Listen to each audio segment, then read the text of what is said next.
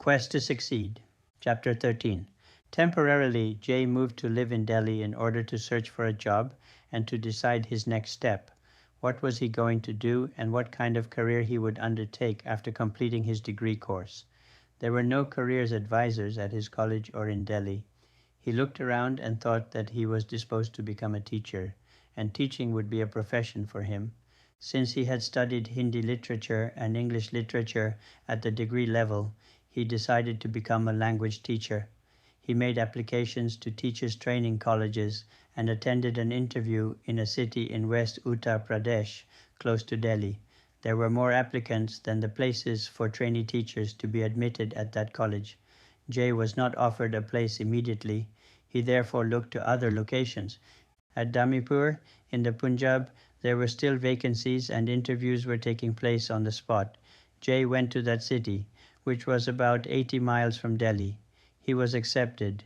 He deposited the tuition fee, but could not decide whether he would live in the college hostel or rent a private room. The course was to begin in September.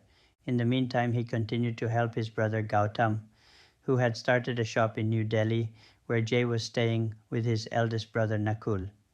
At the end of August, Jay went to his village, where his parents lived. He collected his clothes and bedding and some money for expenses and the fees to be paid in the future months. He told his mother that Nakul paid the initial deposit. This money should be paid back to him. She told him that Nakul had already collected his money and you should not feel obliged to him. Jay's dad also expressed the view that he would meet all the expenses of his children's education. He did not want anyone in the family to oblige them financially. Jay left for Damipur a couple of days before the course was to start. He saw that there were quite a few students from his old degree college in Uttar Pradesh. He decided to live in the students' hostel and shared a double room with one of his old colleagues. They knew each other well, but were not necessarily close friends. Jay paid the hostel fee in advance and a deposit. He also paid for his meals. The hostel had incredibly good facilities for students dining. The food was always good and nourishing. The hostel warden lived next to Jay's room. He also taught educational philosophy on the teacher's training course. He was 6 feet tall, kind and intelligent man. The other lecturers were also knowledgeable. Since the city of Damipur was in the Punjab state, every student had to study Punjabi language at basic level. Surprisingly, the Punjabi language lecturer was from Uttar Pradesh, a Hindi-speaking state.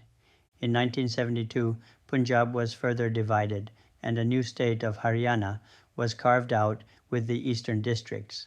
The Punjab was divided in 1947 when the western Punjab with its capital Lahore was given to Pakistan. In 1972, Damipur became a part of the new state of Haryana. During Jay's period of training, however, it was in the Punjab state with Chandigarh as its capital city. Chandigarh remained a joint capital for both the states, Punjab and Haryana. Apart from the subjects like educational philosophy, educational psychology, teaching methods and languages, the practical teaching or teaching practice was carried out in local schools. Jay did his teaching practice at a high school where he taught English and Hindi for one term, about 13 weeks. He wanted to teach both the subjects, Hindi and English, simultaneously. Damipur city had a degree college, a textile engineering college, along with the teachers' training college. There was a diversity of students at the training college. It had 120 male students and 80 female students. They came from across the country. The students were from Uttar Pradesh, Punjab, Delhi, Rajasthan, and Madhya Pradesh. One came from the southern state of Kerala, and 2 were from West Bengal. The students were of all age groups. Young students of 20 years and 21 years who had just graduated, experienced teachers of 30 years or even 40 years of age who wanted to gain training to enhance their careers to become head teachers or to move towards administration. The same principle applied to female students. Most of them were young graduates. Some had experience of working in other professions but wanted to become teachers at a later age. One female student was almost 50 years old. There were college lecturers with master's degree but wanted to add teachers' training to their qualifications. Jay got on well with his roommate. They were getting training in different subjects. While Jay was acquiring training to become a language teacher, his colleague wanted to become a geography and mathematics teacher. Jay always respected mature students and was close to them. They looked at him as a younger brother. Once Jay fell sick, he was taken to a doctor's surgery by a mature colleague. There were no rickshaws in those days. His friend took him on his back. There was no medical facility at the students' hostel. There was a canteen at the college premises.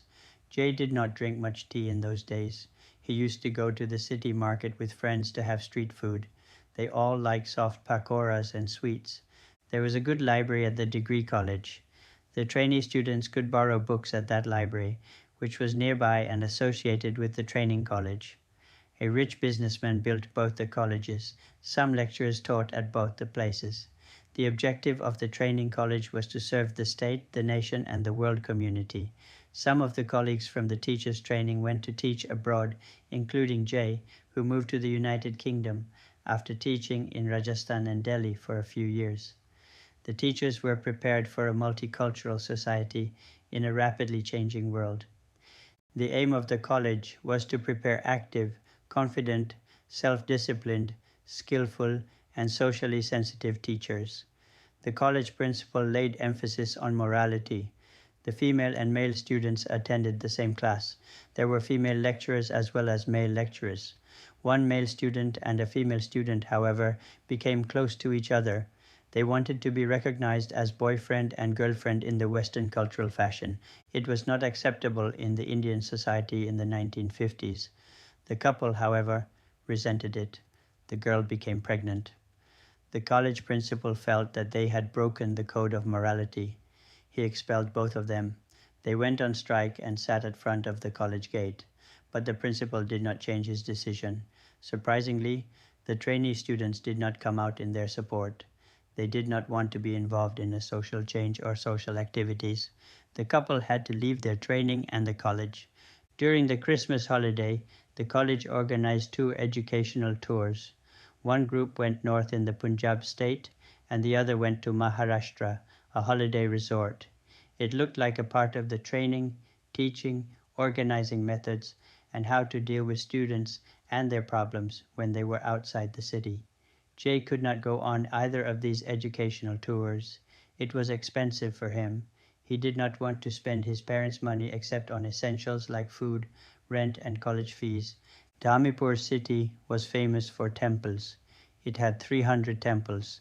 It had been suggested that the city received its name from goddess Gauri Dhami, Lord Shiva's wife. Jay visited some of these temples with his colleagues. There was a 700 feet high hill close to the city. Some students from his college went on a day trip to that hill. They climbed to the top, which was easy, but descending was scary. The hill was a part of the Aravalli mountain.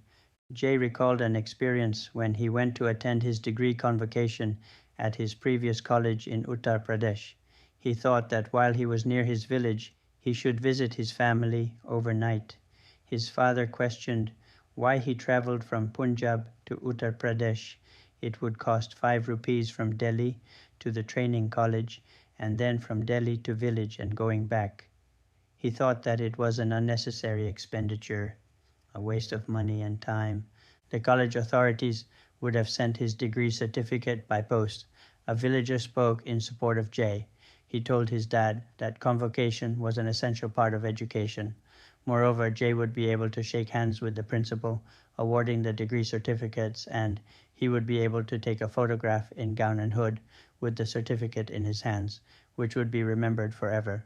Jay walked on foot from his village to his old degree college. He took part in the degree ceremony and saw his old colleagues. One of his dear friends said to him that he had told his mother that Jay would have dinner with his family and would stay at his house overnight.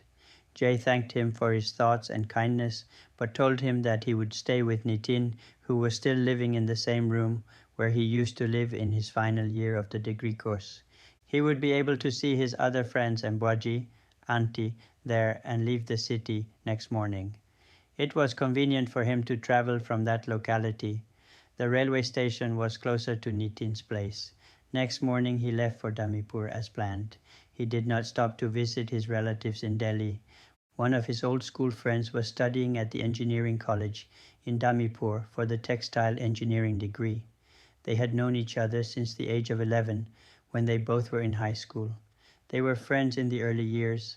Jay had visited his house and knew his dad, who was a well-built man. He was manager of a big factory in the town. For the high school examination, however, Jay decided to study social sciences, whereas his friend chose natural sciences. They were nevertheless in touch with each other. When his friend came to see him at the hostel, Jay was very pleased and paid a return visit to him before finishing his training. They both enjoyed each other's company and recalled the earlier years at high school. Jay did not watch any movies during his studies for the degree. It was not until he started his teacher's training that he went to watch a Hindi film with his colleagues and friends. The movie was called Madhumati, which was a remake of a French film. It became immensely popular and had 8 hit songs. The story revolved around a mistaken identity. The heroine of the film was kidnapped and killed by a feudal lord. Unaware of his girlfriend's death, the hero went around searching for her.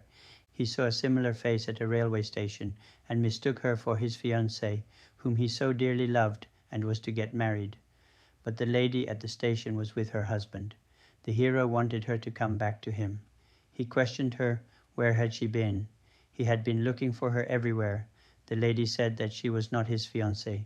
She was happily married and introduced her husband to the hero of the film. The other film Jay watched during his training period was Fagun. It had the same heroine as in Madhumati, Vijantimala. It also had excellent music and beautiful songs. It was about the spring season. Both the hero and the heroine sang songs in the fields full of flowers and ripe crops. Most Hindi movies were musical, had songs and dances. All sorts of movies were made in India, hero-based, heroine-based, and events-based.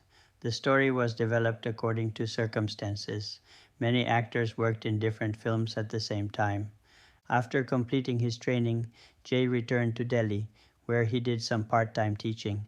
Initially, it was time-consuming to go by train to Old Delhi to teach for a couple of hours.